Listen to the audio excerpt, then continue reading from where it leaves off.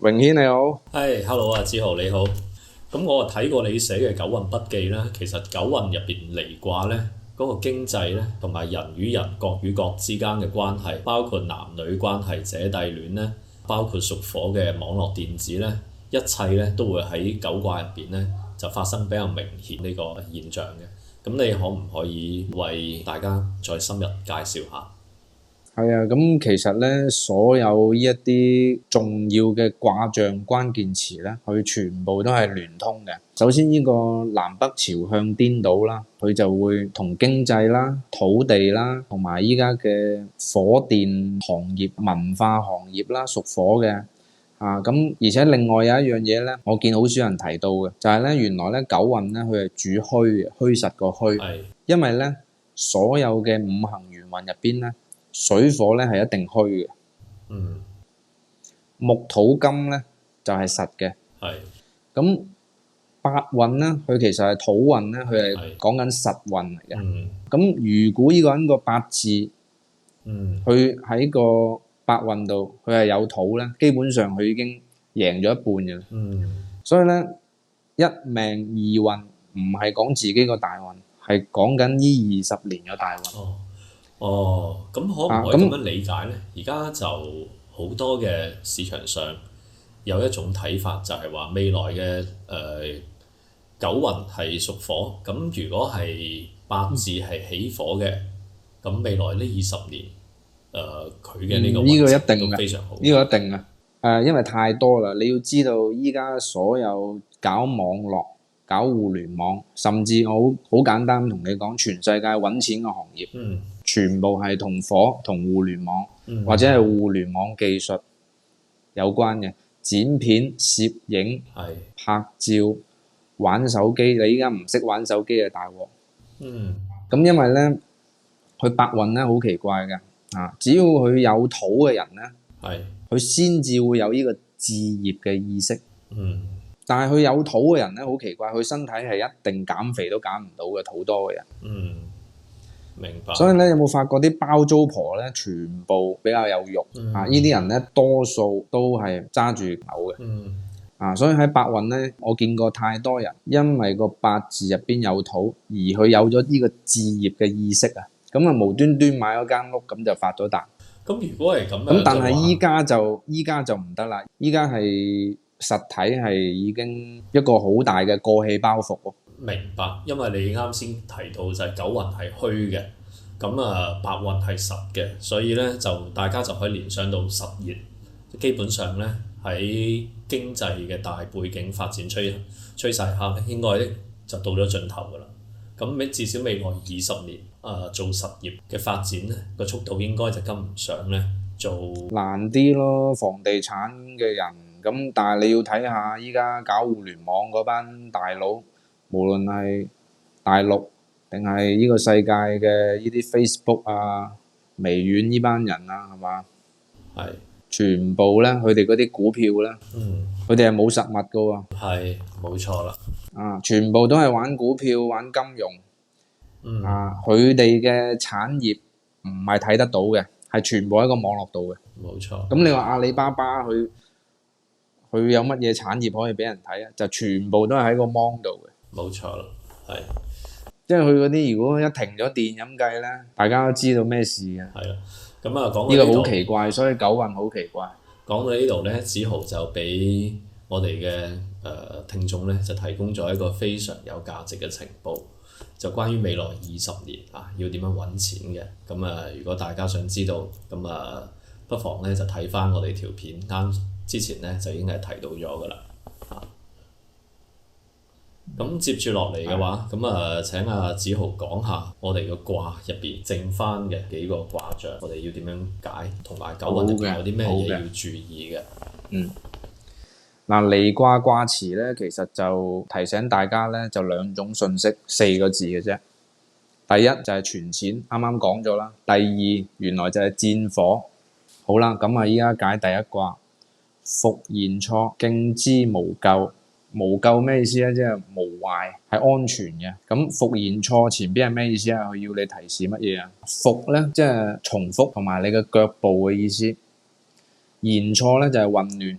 復言錯固然之咧，就係話行路每行一步路都要非常之小心。嗯你有呢個敬畏之心，你警戒咧就唔會有錯噶啦。所以九運真係可能會有好多陷阱，哦因為九運個財向咧係屬於坎卦，嗯個財星去咗個坎度，呢個坎咧佢原來係坎坷個坎嚟，嗯，明白甲骨文。咁所以第一卦咧就好似都幾緊張喎。嗯個主卦叫你喂養儲錢啊，係佢唔係叫你揾錢喎，儲錢啊，養牛啊、戰備啊，所以依家好多國家咧，點解啲糧食唔出口係咪同呢個卦有關係咧？係好啦一入九運就開始各種各樣嘅戰爭，就開始有呢個好啦，跟住第一卦咧，佢叫你嗱，唔好行差踏錯啊！嗯你一定要警戒，就唔會有錯噶啦。即係呢個係家長對細路仔係咁樣講嘅。係呢個卦，嗯第二卦黃鸝元吉，哇！呢一個咧就我就唔敢解啦，因為咧佢個卦辭解出嚟咧，就有人話，當然係人解噶啦，係嘛？天空中出現好奪目嘅光象，呢個咧係吉利嘅喎。佢話呢一卦係吉嘅喎，咁係咪研究咗啲太空飛船有啲奇怪嘅光發出嚟，係值得去慶賀咧？係唔知，我哋都唔知。咁但係第三卦咧就亦都係成個六爻入邊咧嘅一個主要講嘅嘢。係原來佢係叫做不鼓而歌啊！係不鼓而歌咩意思咧？即係話佢冇音樂，但係啲人喺度唱緊歌。嗯咁你諗下咩情況下冇音樂，啲人要喺度咁樣唱歌啦？我諗到嘅咧就唔係咁好啦啊，譬如話超度啦，係咪喺度？係咪喺度演奏啦超度？又或者係咪喺度嗌緊口號咧？但係超度嘅話都有個拎拎查查喺度，有啲配樂㗎。不鼓而歌係即係話已經冇咗音樂喎，係佢靠唱歌嚟支撐喎，可能啊。好啦，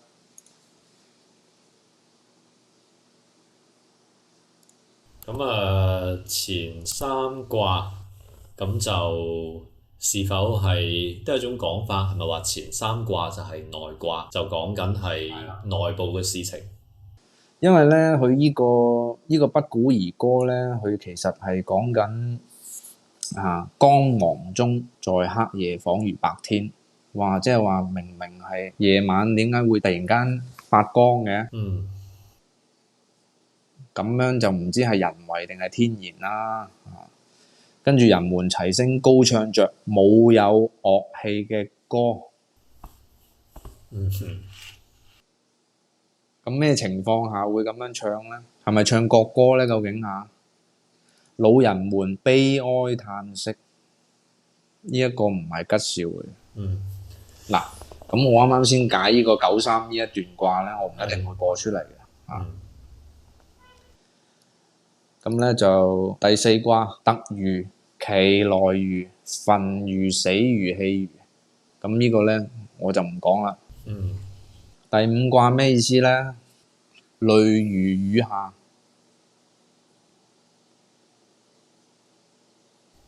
憂傷嘆息，但係好嘅喎，又話我唔知啊。佢咁樣寫嘅咋。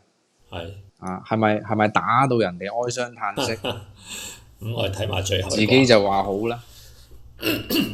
哇，點解都得喎。跟住好啦，最後一卦黃用出征，有家斬首，獲匪其醜，冇問題，好好。黃用出征咁啊，真係意指古代嘅皇帝皇帝都要去行出去啦，咁啊斬首對方。咁呢一句嘅解卦咧，係喺王嘅率領下反擊敵人。佢話反擊喎，家長斬首敵人嘅將軍。捉獲了好多俘虜。原來呢個丑係代表俘虜嘅意思。哦，冇事，搞掂。咁啊，將呢六卦好啦，合起嚟睇嘅話，似乎就比較沉重啦嚇。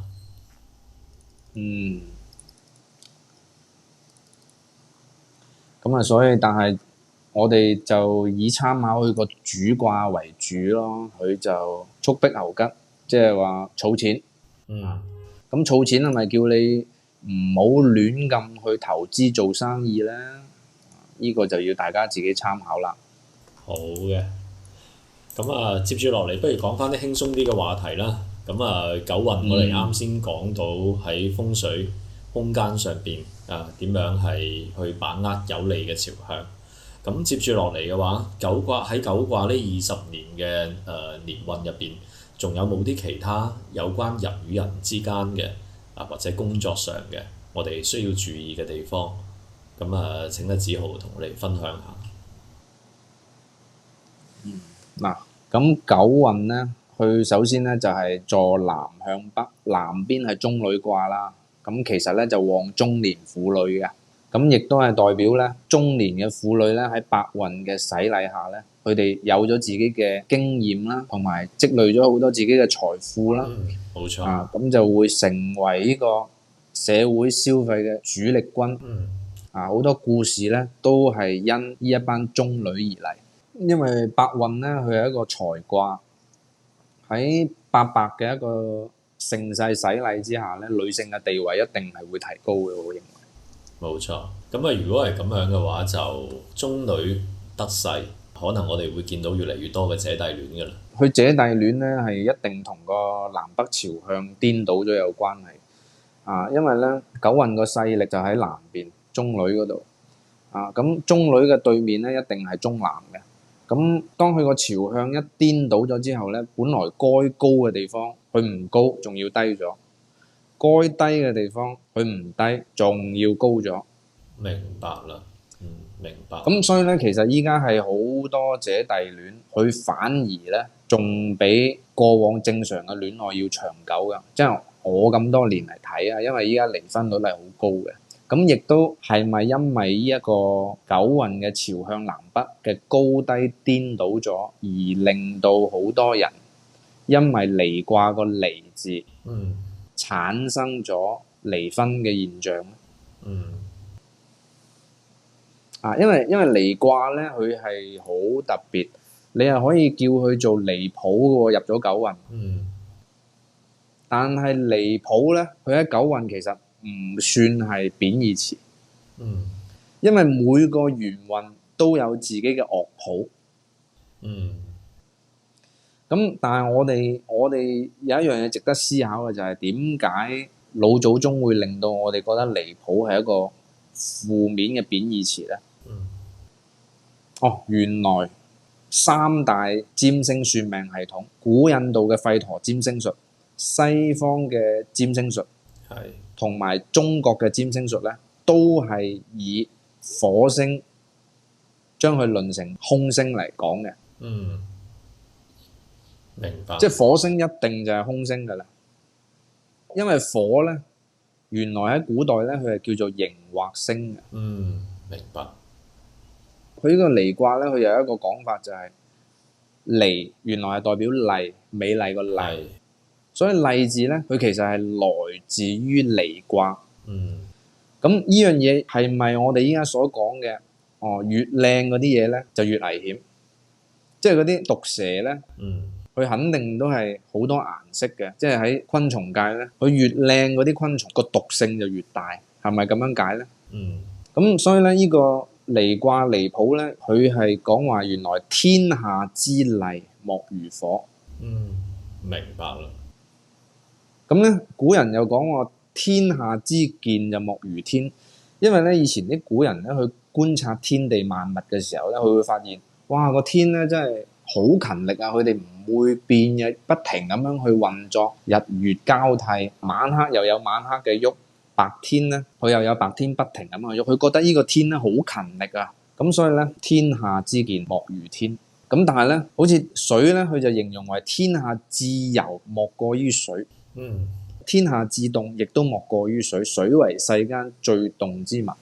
嗯咁佢見到啲火光咧，好似啲閃電，哇！原來天底下最靚嘅自然元素唔係瀑布嗰啲水，亦都唔係天上嗰啲雲，嗯原來咧係一啲火光。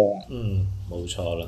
咁但係咧，係咪因為呢啲火係帶有毀滅性而將火星論成空星咧？因為依家九運咧，成個九運20年咧，當火星去到南邊嘅時候，佢係光過晒所有星嘅，係咁樣嚟去定嘅。明白。好。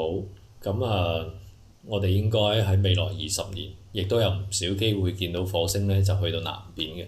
咁我哋冇錯，即管咧就放長雙眼睇下，到時咧我哋嘅世界會發生啲乜嘢事情。